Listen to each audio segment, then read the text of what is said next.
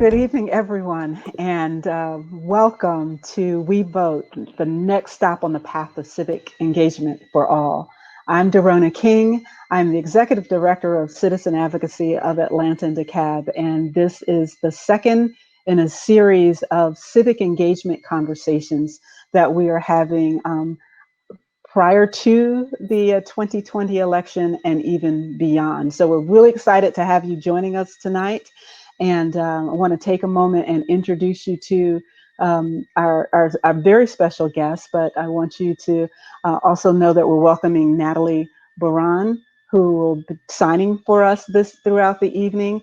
And we'll also just go over a few notes here. If you have some thoughts or comments throughout the evening, feel free to put them in the chat. Aaron Litchke behind the scenes and myself will be harvesting those for you to make sure our special guest presenter will have that before you. So I am so thrilled to introduce to you, I think, my good friend Nwandi Lawson, who will lead this interactive discussion tonight on the path to civic engagement. Nwandi has served as senior political correspondent and host of Lawmakers for Georgia Public Broadcasting. She's received numerous awards for her journalism, and she actually has her own business, Virtue Collective. I hope she'll be able to drop her contact information even for us tonight. We're happy to do that. I've been privileged to be amongst those listening to Nwandi's facilitation, and I would highly recommend her for any group that's looking to do any kind of collaboration or to really take a serious conversation on what's happening in community. Just so pleased to have Nwandi Lawson here tonight. She's a mom of two beautiful daughters, and as a citizen advocacy coordinator, I'm proud to say that she has been a citizen advocate for a gorgeous, intelligent woman for several years now. And I give to you Ms. Nwandi Lawson. Thank you so much, Dorona. It's a pleasure to be with you. And yes, we've had an opportunity to work together over the years and some really wonderful projects. And mostly it's been a pleasure to become familiar with citizen advocacy as a model, because that's a lot of what we're going to talk about today. You know, when we're walking on a path together, that path has to actually accommodate everyone who is on it together. And, you know, sometimes it's very easy to look over here and think it's only a path for certain people. And because of certain perceptions we may have about one another, we say, well, you know, who is actually on the path for civic engagement? And I think citizen advocacy is a great model of how we can ensure that everyone is actually on this, because we actually need everyone to be on the path. And we also need to come to recognize more and more that everyone on the path has a very valued social role to play in civic engagement. When we do recognize that, I think we go a lot further as a community.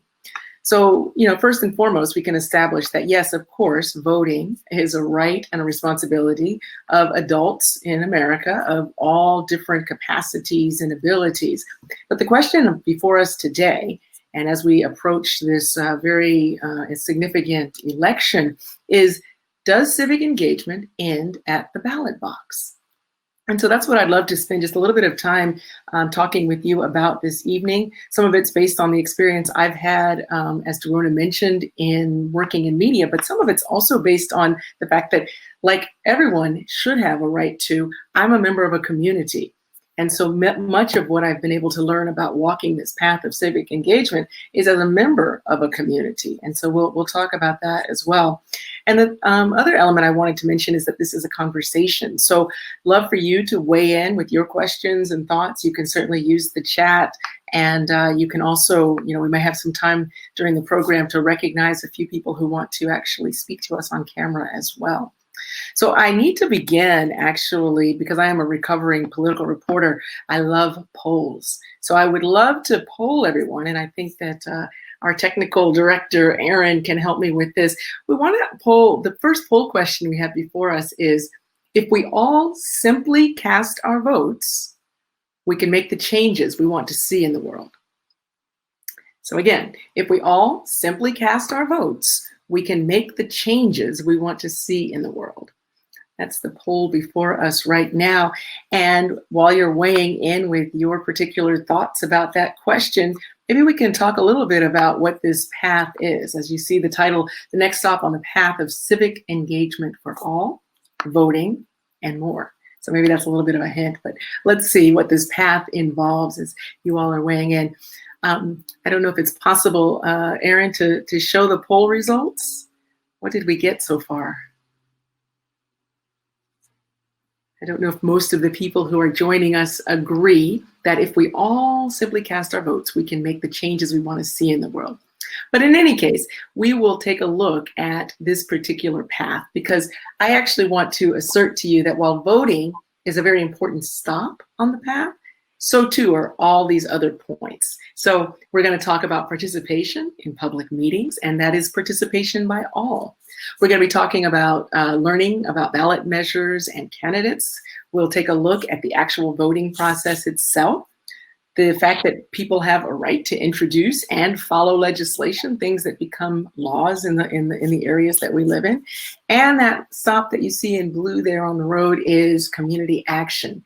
That is, people have a right within their communities to discern what are the processes that we want to see change in and how do we affect that change. So without any further ado, maybe we'll just launch into the path. How about that? Hey, and Wendy, I have our poll results. Excellent. We had 5 people participate in the poll, and 2 answered yes, and 3 answered no. Okay, so as we would consider that within the margin of error to be kind of 50-50 as to if we all simply cast our votes, we can make the changes we want to see in the world. Thanks so much, Aaron. That's really helpful to us. Well, let's give some thought then to other stops on the path, because casting a vote is significant, but so too is participation in other ways, including participation in public meetings. I don't know if you know or not, but here in the state of Georgia, the Open Meetings Act provides the public with the right to access meetings of most of our government bodies at the state and local level. So as part of this law, and remember with all laws, we have to also ensure that there's enforcement, but we should be aware that this law entitles us to notice of the meetings, gives us the ability to inspect and copy meeting minutes, and as we'll talk about in a few minutes, in many cases, it also gives us the right to either in person when the safety permits, but also in writing to submit our views and our opinions and our questions. So it's very good for people to know in the state of Georgia that every state department, agency, board, bureau, commission, public corporation, and authority has to hold open public meetings. Every city, county, municipal corporation, school district, regional authority, and other political subdivision likewise has to hold public meetings and has to make sure that the public knows that these exist. In addition, in this state, nonprofit organizations that receive more than 1/3 of their funds from a direct allocation of the state, they also have to do this as well. So as the public, with this in mind, we have a lot of ways that we can kind of tune in and see how are things going at the level of my state government, my local government, and even some of the nonprofits that are operating in my area. I have a right to do that. It's interesting, I am an elected member of the Principals Advisory Council for my local high school, and even at that level, the local high school, we have to post the notice of our meetings 2 weeks before we have them. And even though maybe many people throughout DeKalb County where I live are not necessarily interested in the goings on in our one high school, they have the right to find out. They have the right to attend our meetings. So I think that it's important for us to know that people of all abilities, all capacities have a right to participate in these public meetings. Now, access, of course, has to do a lot with the community itself, though. Because if perchance, one, I didn't know that this law even existed, and then once I know that, how do I figure out how to connect with these meetings, right?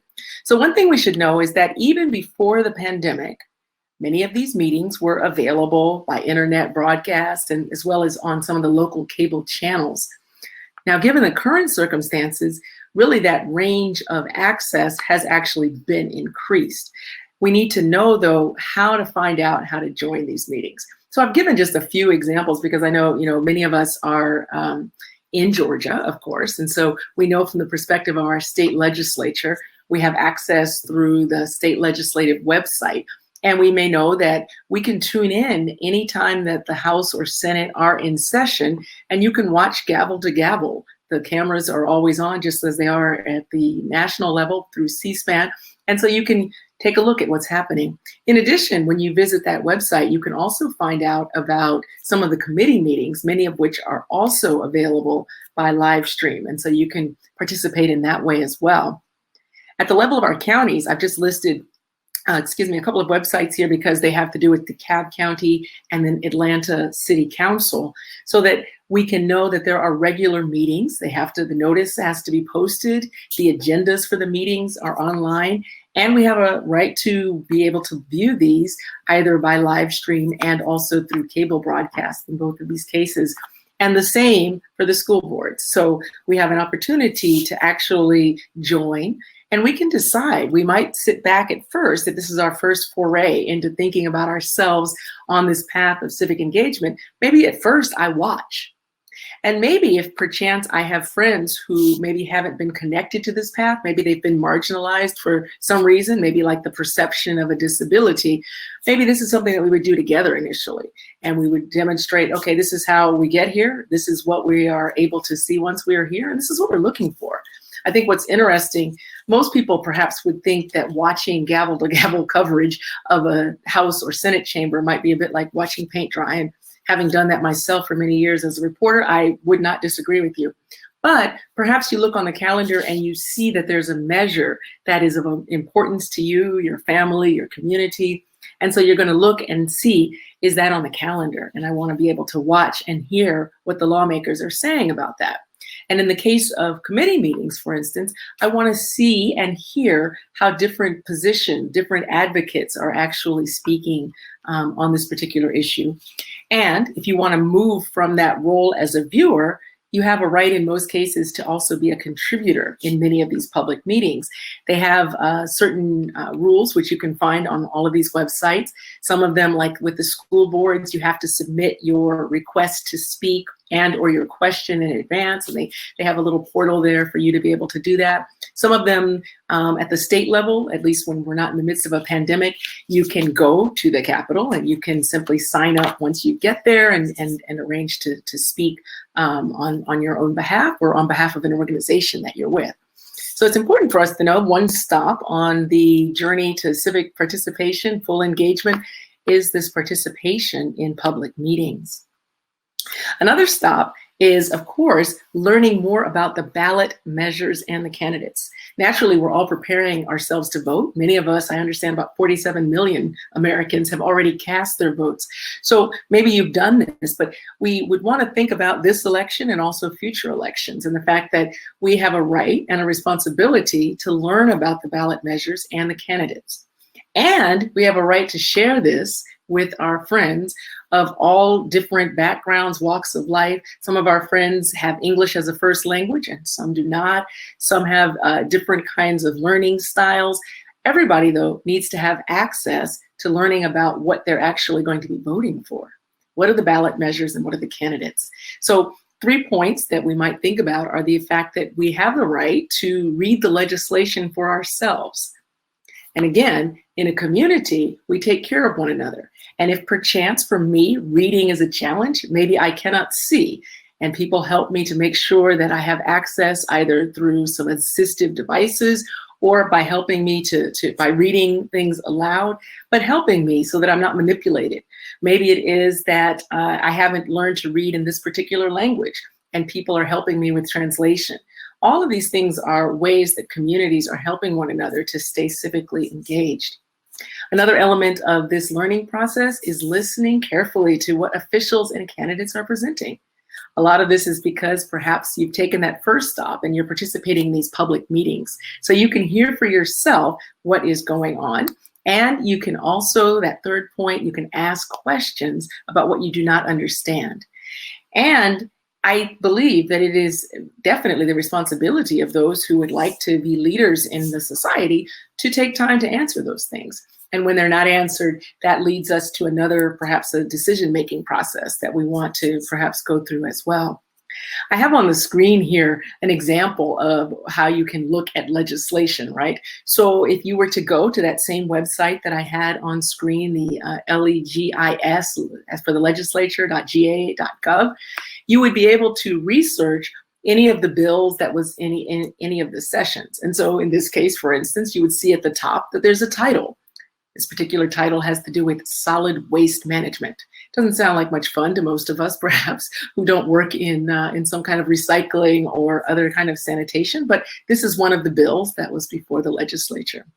As you go down, you can see who the sponsors of this bill are. So the names of the people. The number one sponsor is usually the lead, and if you wanted to get information, that would probably be your first stop, is to contact that office and to speak with that person about it. We also see that because this bill was introduced in the House, there will also be a sponsor when it gets to the Senate. So we can also see who that person is, and we see what committees it's going to be in. In the House, it would be in natural resources and in finance in the Senate. And we can go through and, you know, for ourselves, we can read and see that this provides for the extension of the sunset date for certain hazardous waste management fees.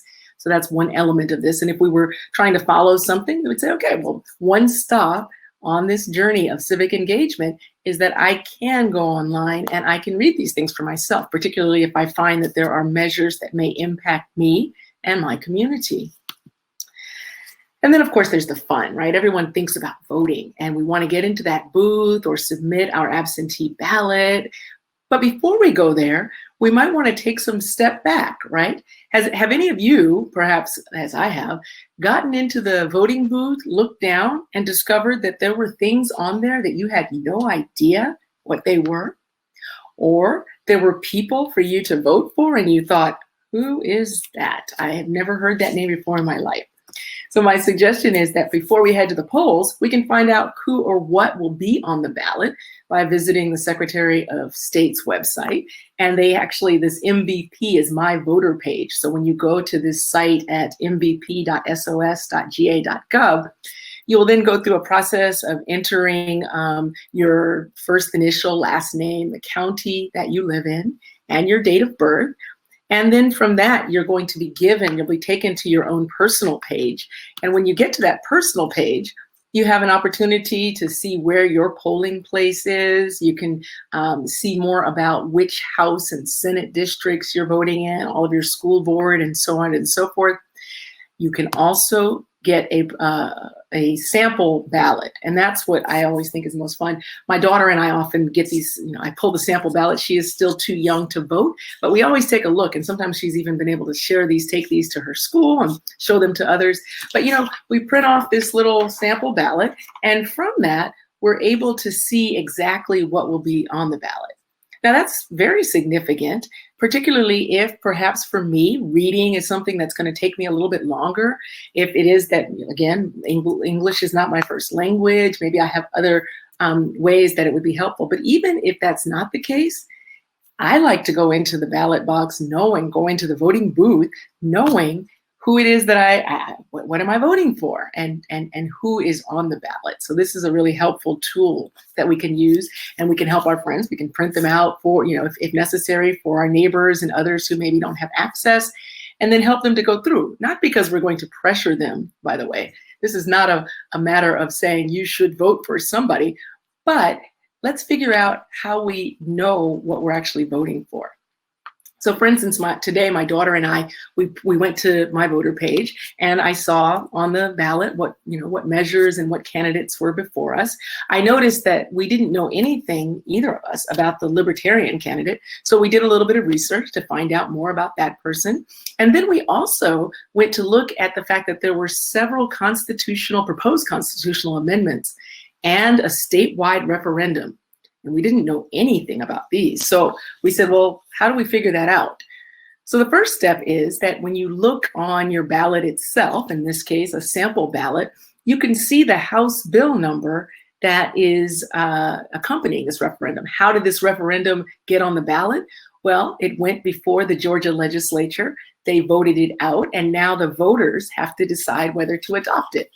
So we went to the Georgia General Assembly website, we typed in this bill number, and then we pulled up the bill itself so that we could find out more about what it was. Because you can notice if you only can go by what's on the ballot, it's a little difficult. I'll just read it to you and with due apologies, because I know my friend who is signing it may be difficult. But this bill, this ballot measure says, shall the act be approved which provides an exemption from ad valorem taxes for all real property owned by a purely public charity, if such charity is exempt from taxation under Section 501c3 of the Federal Internal Revenue Code, and such real property is held exclusively for the purpose of building or repairing single-family homes to be financed by such charity to individuals using loans that shall not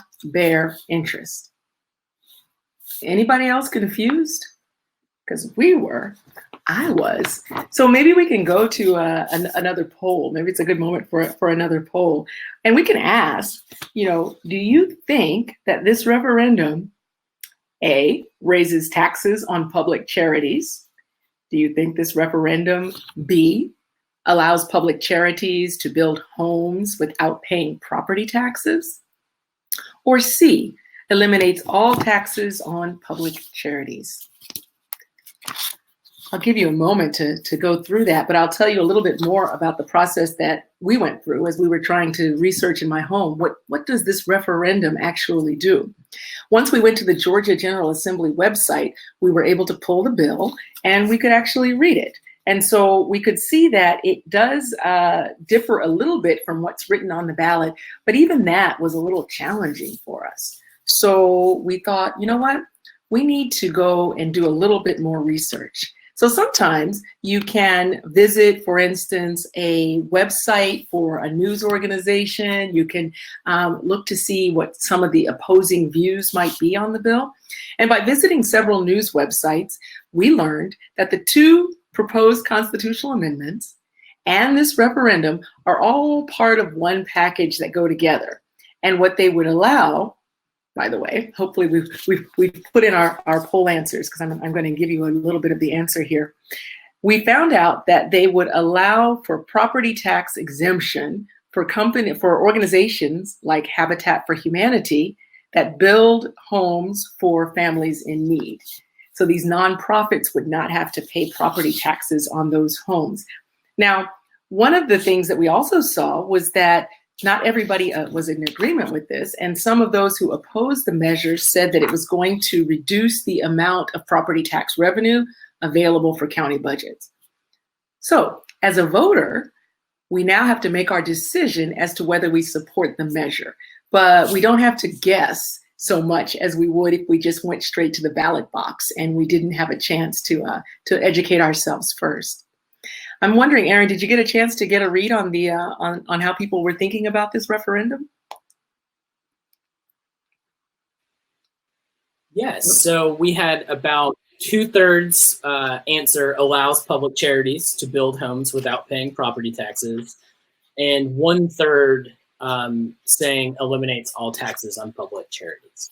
Wonderful. So you can see most of you were pretty good without any research at all. So that I do commend you, but I also commend the idea that maybe we also, along with our friends in any community that we live in, we'll take some time and try to use some of the tools available so we know what we're voting for when we go in to vote, or when we are submitting our absentee ballots, or however we're voting this year.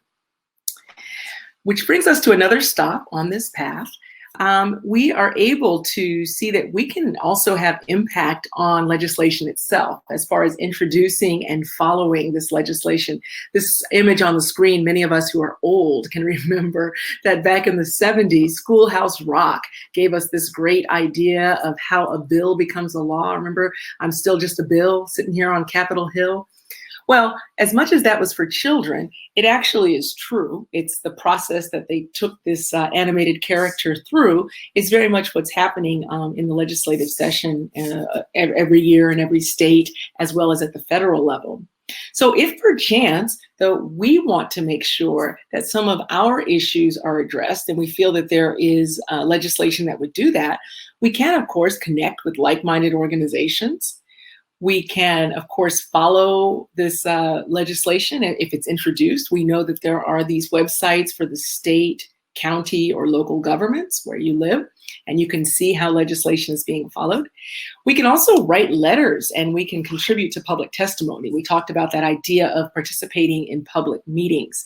So we have a capacity to actually influence the movement of these bills, as well as actually their introduction. I'm sure some of you who are on, maybe you have had some experience with this yourself as well.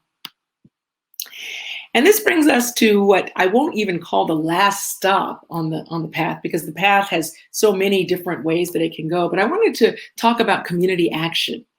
These shots are actually from my own community. As I mentioned to you, most of the way, or many of the ways that I have learned about this path of civic engagement are because I'm a member of a community. And the community, of course, has things that are in its interest, and it thinks of itself as perhaps a gathering of people who have some unified view and want to see one another advance. So in these particular pictures, which you can see are before the DeKalb County Commission, and what you probably can't see in the picture that's on the left is the elder that's testifying there. That's one of the matriarchs of our community, and she's speaking to the commission because there was an idea of placing a privatized housing project in the neighborhood. And she is the descendant of enslaved people who lived here and who purchased the land from their former owner, and who have a cemetery that includes their relatives, those who were enslaved, those who were World War I veterans. And so she is testifying before the county commission, as were many other neighbors, to encourage that it would not be very wise for them to put this privatized housing project in the location where they wanted to do that. So I will walk through just a little bit of how we came to the point, though, where we were speaking before the commission. This actually dates back to 2016. And what happened was people found out about this taking place, and because there was agreement among a group of neighbors that we didn't want to have a gated community that was restricted, that only allowed people who made a certain income to live there. We appreciated that we live in a diverse community, people of different incomes, people of different abilities, people of different ethnicities and races, all live in one community. So initially the request was whether the community could be ungated. And it came back that that could not be because of the funding that they were getting from the federal government. So between September and December of that year, the team started with a petition that they got 350 people who opposed the project. They met with a local pastor who was in favor of the project. They established a Facebook page. They successfully encouraged media coverage through newspaper and television. They wrote letters to the county commissioners and met with officials who were willing. They attended the zoning and community meetings, as well as those of the Board of Commissioners. And they arranged for the surveys to find out what would be the impact on the environment if they were to build this. How would it impact traffic? What about the historic slave cemetery that was in the neighborhood? And they each identified areas, each neighbor who was taking part in this, that they would like to speak to when we went and spoke before a group of people. I mention this because part of having unified and full engagement on this path is making space for everyone to grow in capacity. We had to all study together. We all had to plan together, and then we had to prepare to speak together. And I say this to this particular audience because you're used to working and knowing that in some cases, people don't believe that everyone has a capacity to contribute. Sometimes people also think that the capacity that we have is limited to what we see today. So perhaps because someone is identified as having a disability, or because they're identified as a minority, or because they're identified as a woman, or any number of ways that people might identify people as being less than or marginalized. Sometimes in these cases, they think that the capacity of this individual is fixed. And because of that, they don't make any effort to advance that. But we didn't have that as a guidepost in our own community. So everyone had access to the same flows of knowledge. And when we would sit down, we would study together and we would try to understand to the best of our ability. There were certain case laws that we wanted to bring up. There were certain things we were learning about the environment. There were things we were learning about the enslaved people who had lived in this place before we did. And so we made sure that everyone had access to that. Now, this became very significant because what we didn't know is that sometimes people who are wanting to push a certain point, they go around and try to disunify a group of people who are working together. And what we learned during this process is that certain people in our community were being visited by those who wanted to see this development move forward. Interestingly, anyone who was visited was either elderly, identified as disabled, or thought of as having perhaps less education. We found that very fascinating because every time we would come together, and of course the bonds of unity were quite strong, so this wasn't successful, but the people would tell us that somebody had come and tried to persuade them that they should not testify or that they should not participate. And because everyone was familiar with what we had been studying together and what we were presenting together, and each person, by the way, prepared their own remarks, no one told them what to say. So as a result, when people came and visited them and tried to manipulate or persuade them, it wasn't possible. But this took time. So I would just encourage, when we're on this path of civic engagement, we can definitely look forward to the fact that we get to spend time with our friends and our neighbors, and we get to spend time really engaging in productive activities that advance capacity. And don't assume that, oh, this person doesn't know about these laws, so they will never know about these laws. Instead, we wanted to assume everyone had to know about these laws and about the matters that we were trying to discuss. So as a result, the community has learned enough about how to do this that it's actually addressed a number of issues. It's addressed sewage dumping, where they were dumping raw waste into a local creek.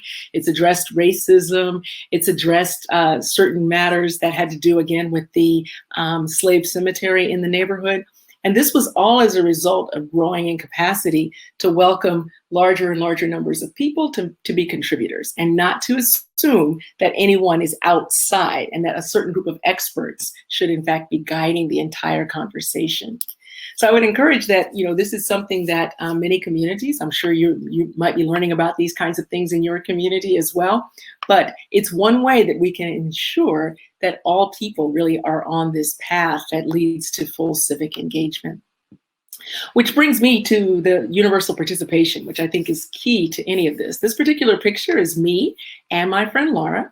I met Laura because I met her through the Citizen Advocacy Program. And Laura and I have been friends for many, many years now, and we've worked on a great many projects together. And because I've been talking to Laura over the past few days, I just wanted to bring up a few points that have to do with things she shared with me about how you encourage universal participation. One of the elements we might ask ourselves, are all consulting together about the time of the event or the action we're taking? For instance, when I invited Laura this evening to this program, she told me this is a terrible time. She said, why didn't you ask me before? If you want to do this again, you should have this during the day. This is not a good time for me to meet. So I hope that she'll have a chance perhaps to watch the rebroadcast, but to remember on the front end, not to come later and say, oh my goodness, none of the working parents could come, or all of the people who actually, work nights couldn't come, or all of the people who are elderly could not come.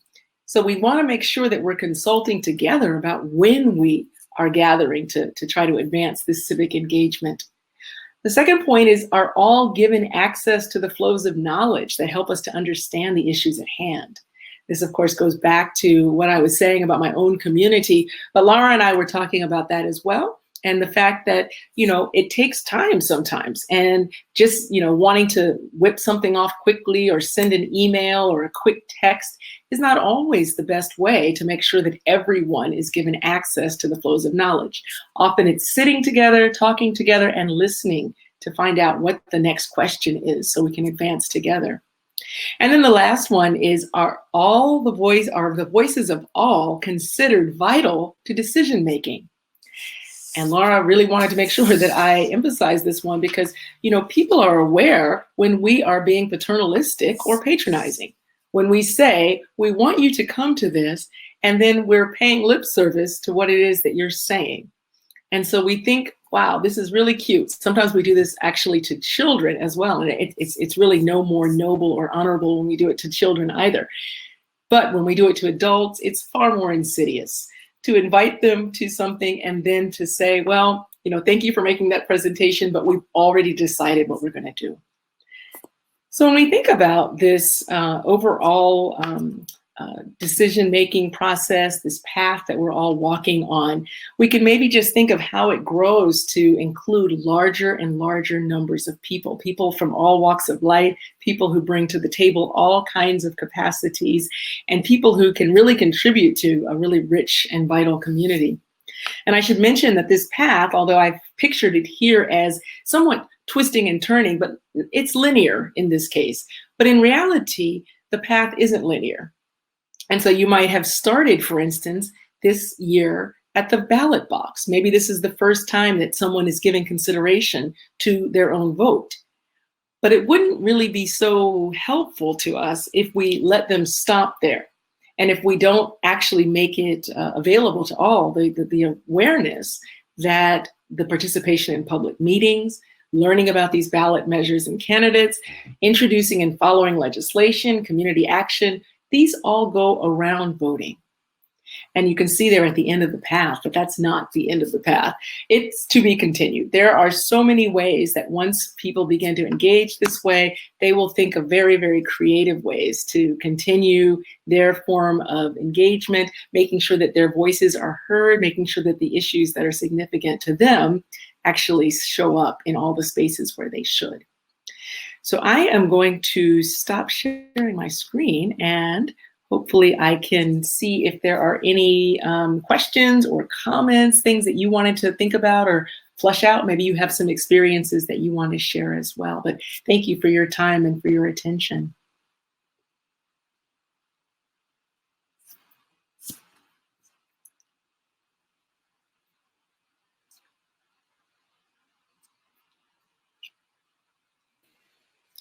I will note while you're thinking about that, because you might be coming up with thinking about some questions, at the bottom of your screen, there is a citizen advocacy button. And if you have not had a chance to go and visit that website, that'll take you right there. And you can learn about some of the activities, how people become citizen advocates, how some of the upcoming events, they're getting ready to do Masked for Change. So that's an upcoming event that you'll probably want to find out more about. And you're most welcome to visit that. We have one question that's come in and it says, what are some suggestions for those who can't vote to support voters? That is a very good question. And I did, there's a number of reasons why people cannot vote. Some of them, age related, but some of them we have to work on as well, because we still know in this country, many places restrict the right of voting for people who have, for instance, been incarcerated, even though they've completed their sentences. But for those, for whatever reason, maybe it's citizenship, maybe it's age, maybe it's status of incarceration, I would suggest that one thing is, to kind of share with them some of the resources that we've seen here. I know in working with my friend Laura, it would be difficult for her to have researched for herself and found out about some of these websites, for instance.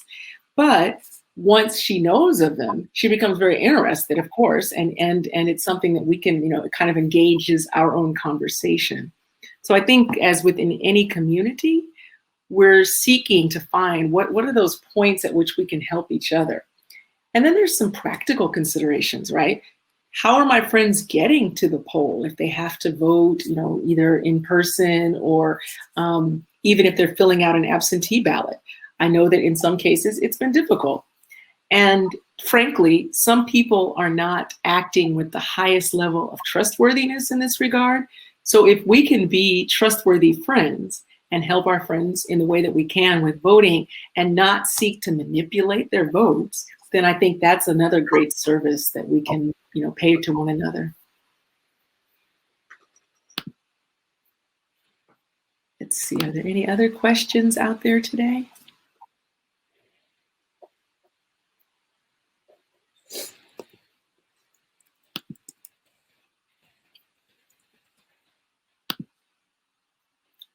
Well, I certainly want to continue to encourage everyone. We do have a right and responsibility to contribute to this society that we're living in. And I see one more question that says, how can I support a friend with a disability to vote and ensure that I am helping to get their views heard? I think that's a very good question. One I ask myself a lot, because I am interested in working with my friends, frankly, of all capabilities and capacities, in a way that's non-manipulative. And so I think perhaps the best thing that I can, maybe offer is a lot of listening and not taking the first answer. I think in some cases, people who maybe have been considered marginalized, and by the way, this is not just people who've been identified with disabilities, it also can apply to women, to people who don't speak the language of the land, people who are identified as being older. Maybe they don't think that you're going to take the time to listen, so they give a quick answer.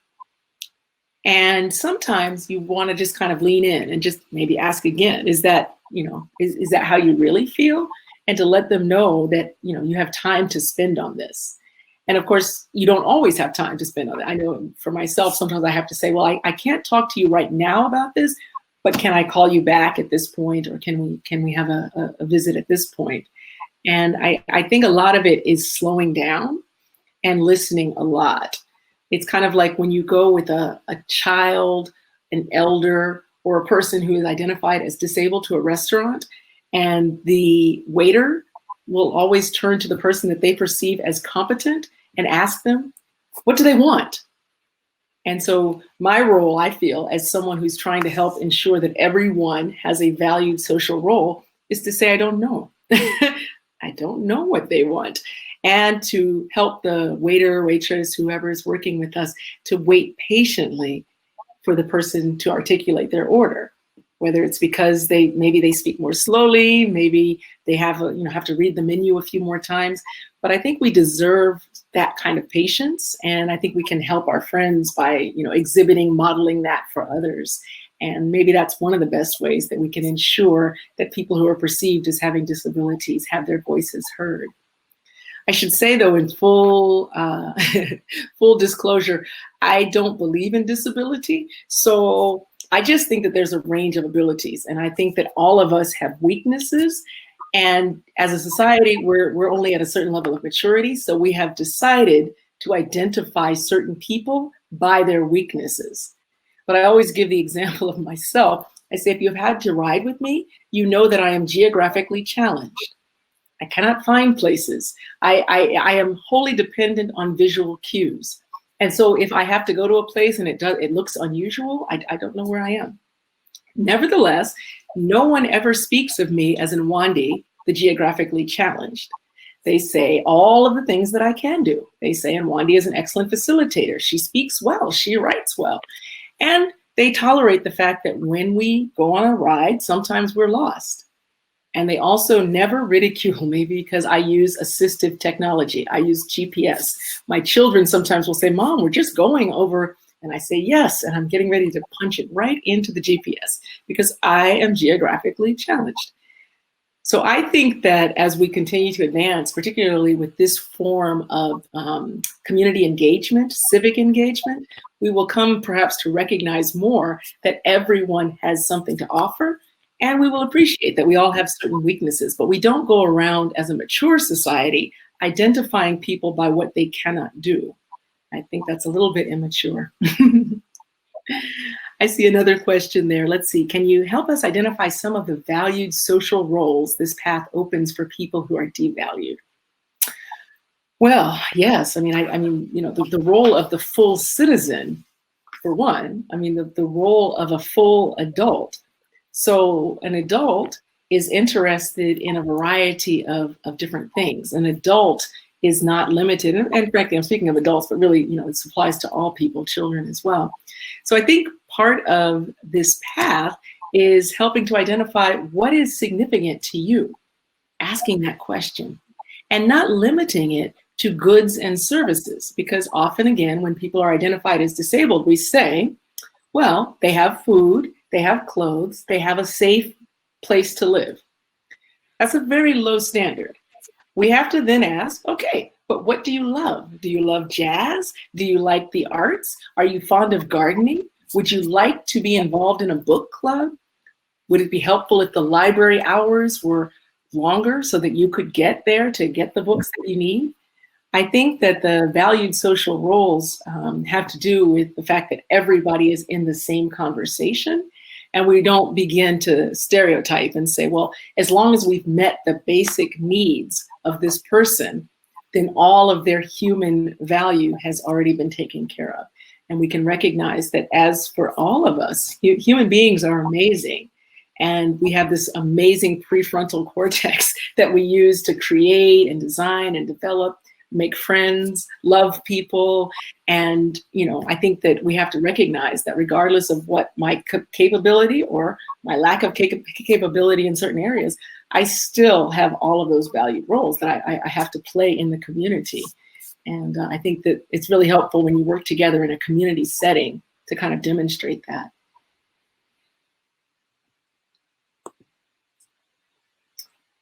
Let's see. Are there anything else that we can help with before we sign off? It's a great conversation. Hey, Wani, it's Aaron. Hey, Aaron. There's a couple questions in the question and answer box. Okay. I see. Thank you. Yeah, so. All right. So let's see. What is a good way to engage people who have fears about being left out into the process? Well, yeah, I think, obviously we would listen to why they have fears. Often, many times this is very valid, right? I've been marginalized. No one is listening to me.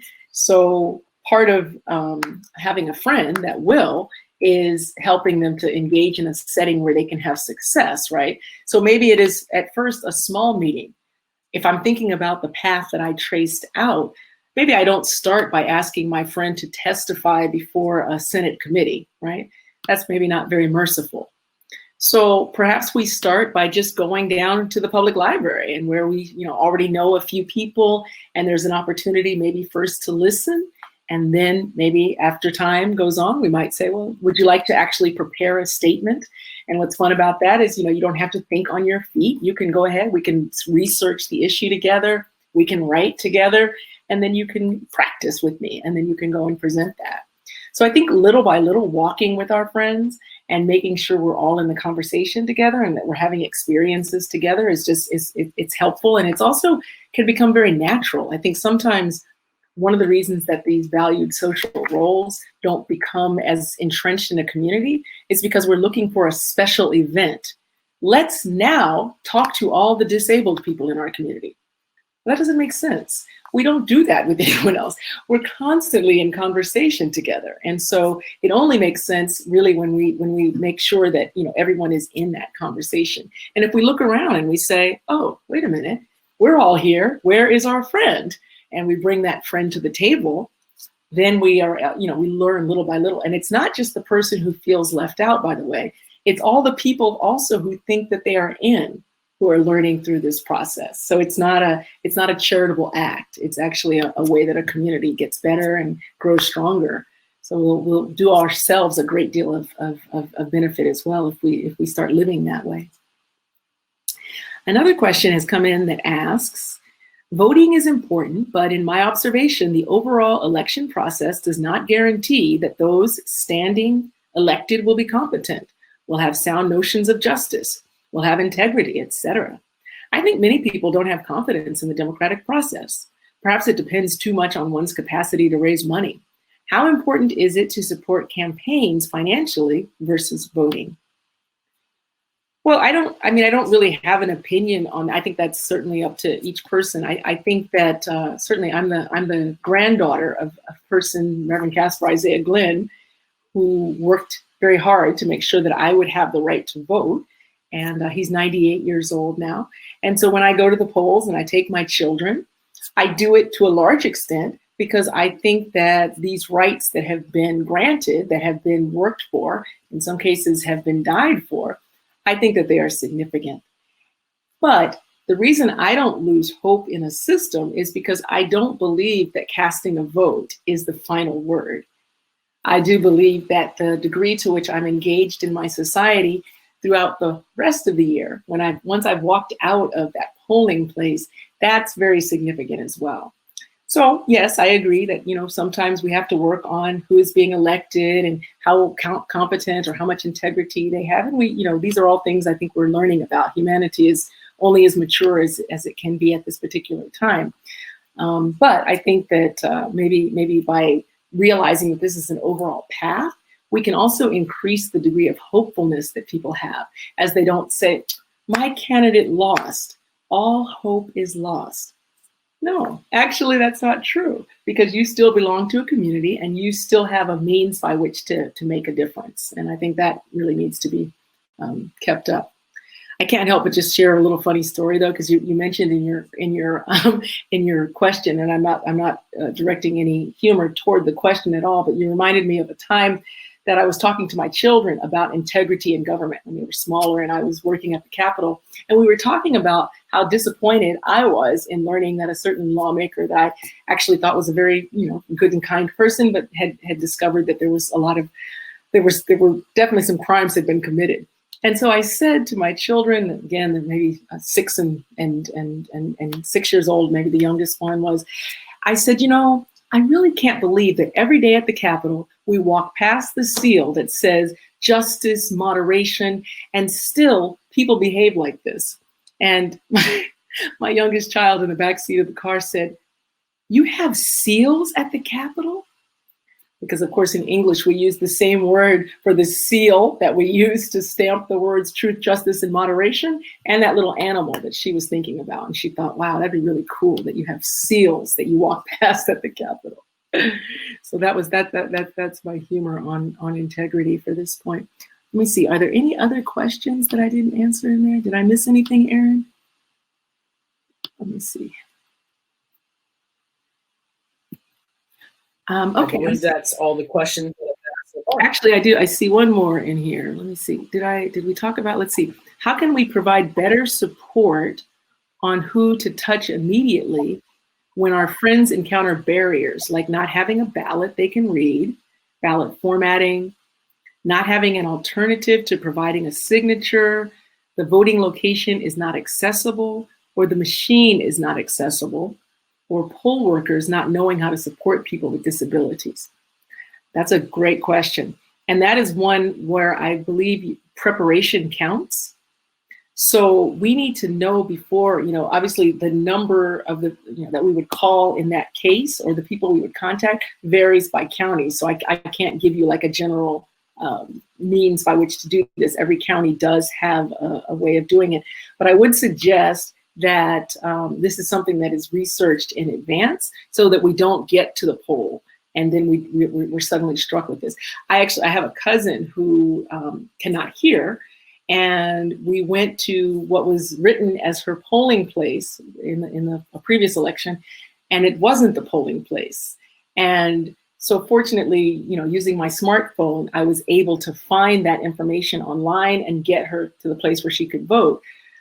But that's not really very acceptable. I am sorry that at this time that there are so many hurdles to people getting there, but I'm also uplifted by the number of community members who are working with one another so that you won't just find yourself there. A person would not just find themselves alone trying to navigate this. And if we navigate together, we can often overcome those things. But never, never, never, never, never be turned away. Never have it said, oh, sorry, we can't possibly, resolve this issue, because it can be resolved.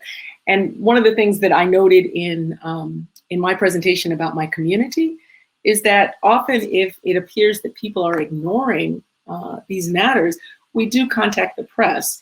So I would also suggest that, if you should find yourself in a place and you say, gee, nobody here is willing to help us, you can also use the same smartphone to begin calling the newsrooms and to let them know that I'm here with a friend who has a disability and is being prevented from voting.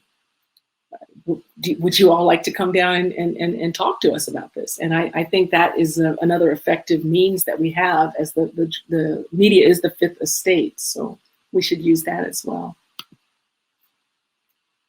Let me see.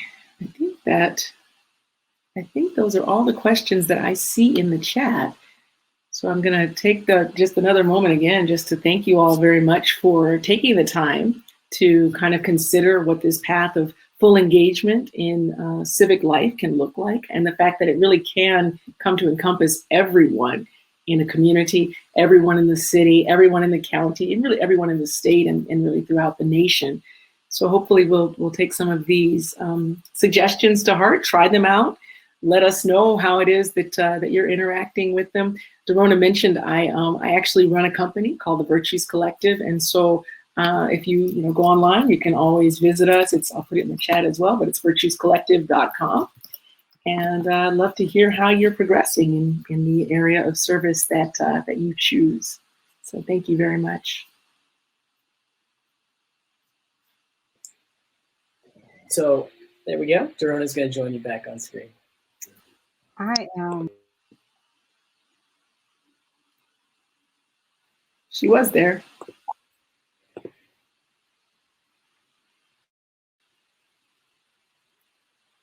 Sorry, a little technical difficulty. Hopefully she'll be back up in just 1 second.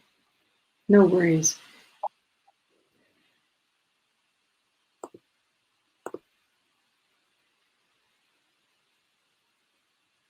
In the meantime, someone was saying that DeKalb County has billboards up that have the telephone numbers that you can call in the event that something like that happens at the polls. A friend is not able to get in to vote for whatever reason. You yourself are told that you're not on the rolls, certain things that might happen.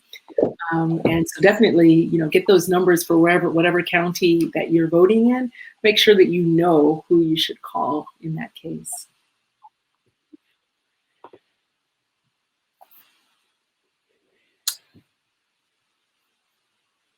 Is Dorona going to rejoin us? Yes, there she is. I am. Let's see if I can get this. Oh, no. These things happen. Yeah, so I'll come on screen and okay.